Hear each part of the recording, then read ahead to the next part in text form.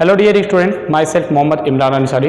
Dear student, today we will discuss about life process part number 9. ठीक है, आज हम लोग पार्ट नंबर 9 के बारे में बात करेंगे. इसमें टॉपिक हम लोग का क्या क्या है? ओसोफेगस, जिसको हम लोग बुलेट एंड फूड पाइप के नाम से भी जानते हैं. ठीक है, एंड स्टमक के बारे में, जो कि 12 इंच लंबा होता है और 6 इंच जो होता है ये वाइड होता है. ठीक है, आज हम लोग इसके बारे में बात करेंगे. इससे पहले हम लोग बात किए थे बच्चों, जब हम लोग कोई भी भोजन अगर करते हैं तो हमारे माउथ के अंदर टीथ सबसे पहले हेल्प करता है उसको छोटे छोटे पार्ट में तोड़ने के लिए.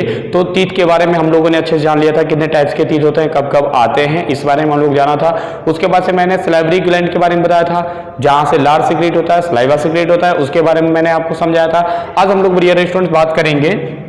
हम लोग का आज का टॉपिक है ओसोफेगस, यानी कि जब हम लोग खाना खा लेते हैं, खाना खाने के बाद से माउथ में वो डाइजेस्ट होने के बाद से वो आता है एक पाइप में. उस पाइप का नाम होता है बच्चों ओसोफेगस. ओसोफेगस या इसी का नाम होता है फूड पाइप, जो कि आप इस फिगर के द्वारा देख सकते हैं. ये आपको जो दिख रहा है ये एक तरह का फूड पाइप है, जहां से फूड क्या होता है, ऐसे एक पेरिस्टाल्टिक मूवमेंट से होते हुए, यानी एक पहले नीचे आएगा, फिर नीचे का पार्ट फूलेगा, फिर उसके नीचे आएगा तो वो वाला पार्ट पिचक जाएगा, फिर उसके नीचे का फूलेगा. ऐसे करते करते वो डायरेक्ट स्टमक में चला जाता है. ठीक है, ये होता है फूड पाइप. ठीक है, इसके बाद से देखिए ओसोफेगस जो होता है ये डियर स्टूडेंट 8 इंच लॉन्ग होता है, यानी कि हमारे माउथ से और हमारे स्टमक से दोनों से ये जो ओसोफेगस होता है ये ज्वाइंट होता है. ठीक है ना, दोनों से जुड़ा रहता है. इसको बच्चों हम लोग गुल्लेट भी कहते हैं. गुल्लेट क्योंकि यही फूड को रास्ता देता है, फूड यहीं से पास होता है हमारे स्टमक में, इसको फूड पाइप कहा जाता है. ठीक है, अब देखिए बच्चों ये 8 इंच लॉन्ग होता है, 8 इंच लंबा होता है. ठीक है, और नियर अबाउट 2 से 3 सेंटीमीटर जो होता है बच्चों, 2 से 3 सेंटीमीटर जो होता है ये चौड़ा होता है. यानी कि 2 से 3 सेंटीमीटर चौड़ा का मतलब इतना हो गया. ठीक है, 1 से 2 सेंटीमीटर मान लीजिए, 1 से बच्चों ये 2 लगभग 2 सेंटीमीटर तक, यानी इतना ये चौड़ाई इसका चारों तरफ से होता है. ठीक है ना, इतना सेंटीमीटर ये चौड़ा होता है. और ये कलर में बच्चों पिंक कलर का होता है.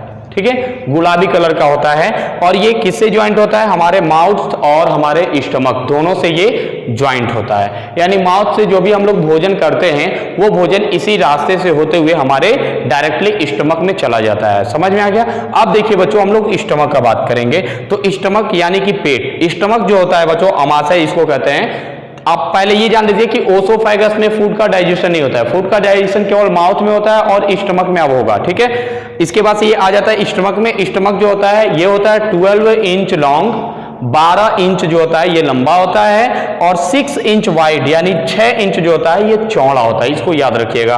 ठीक है, अब स्टमक के अंदर जैसे ही फूड आता है बच्चों, जैसे ही फूड आएगा तो स्टमक के अंदर एक होता है गैस्ट्रिक जूस. ठीक है ना, गैस्ट्रिक जूस होता है. गैस्ट्रिक जूस क्या करता है, इस भोजन को पचाने में मदद करता है, और साथ ही साथ इसके अंदर बच्चों पाया जाता है HCl यानी हाइड्रोक्लोरिक एसिड. बच्चों ये स्टमक के अंदर हाइड्रोक्लोरिक एसिड होता है. हाइड्रोक्लोरिक एसिड इतना खतरनाक होता है कि अगर उसको स्टमक से निकाल के अगर हाथ पे रख दिया जाए तो बच्चों ये हाथ से नीचे निकल के गिर जाएगा, आपके हाथ में होल हो जाएगा. इतना पावरफुल होता है HCl. बट हमारे स्टमक को नुकसान नहीं पहुंचाता है. इसलिए नहीं पहुंचाता है क्योंकि वो एक म्यूकोसा, सब म्यूकोसा मस्कुलरिस यानी स्टमक के वाल से ही बना होता है, स्टमक से वाल से ही निकलता है, इसलिए उस पर इफेक्ट नहीं करता है. बाकी किसी भी ऑर्गन के अगर उसको निकाल के हम लोग अगर रखें तो उसको वो फाड़ सकता है HCl. ठीक है ना, HCl जो होता है ये गैस्ट्रिक जूस से मतलब स्टमक के अंदर पाया जाता है, और स्टमक में ये फूड को छोटे छोटे पार्ट्स में तोड़ देता है. बच्चों ये सब टोटल पार्ट्स होने के बाद से मैं आपको एक अच्छा सा डायग्राम बना के दिखाऊंगा, वहां पे आप लोग अच्छे से समझेंगे कि कौन कौन कहां कहां से पार्ट होता है.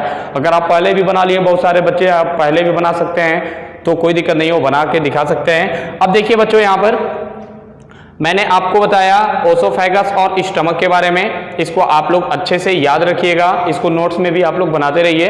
समझ में आ रहा है कि नहीं. तो देखिए एक बार और मैं बता देता हूं. ओसोफेगस जो अभी आपको मैं दिखाया हूं कि 8 इंच लॉन्ग होता है, पिंक कलर का होता है, 1 to 2 सेंटीमीटर वाइड होता है, चौड़ा होता है. ठीक है, उसी तरह स्टमक जो होता है ये बच्चों एक और बात याद रखिएगा, जो स्टमक होता है ये जे शेप्ड होता है. ठीक है ना, ये जे आकार का होता है, और साथ ही साथ ये 12 inch long and 6 inch wide होता है. और ये गैस्ट्रिक जूस को निकालता है और HCl को भी निकालता है. HCl क्या करता है, फूड को छोटे छोटे पार्ट में तोड़ देता है और फूड को एसिडिक मीडियम में बना देता है, यानी अम्लीय माध्यम में बना देता है. और एक और बात बच्चों याद रखिएगा, जो स्टमक होता है ये स्टमक इसमें कोई भी अगर फूड आता है, जैसे मान लीजिए बाहर से कोई बैक्टीरिया आ गया हमारे पेट में चला गया, तो उस बैक्टीरिया को ये HCl पूरी तरह से क्या करता है, डिस्ट्रॉय कर देता है, यानी कि उसको खत्म कर देता है। इस बात को याद रखिएगा, ठीक है बच्चों।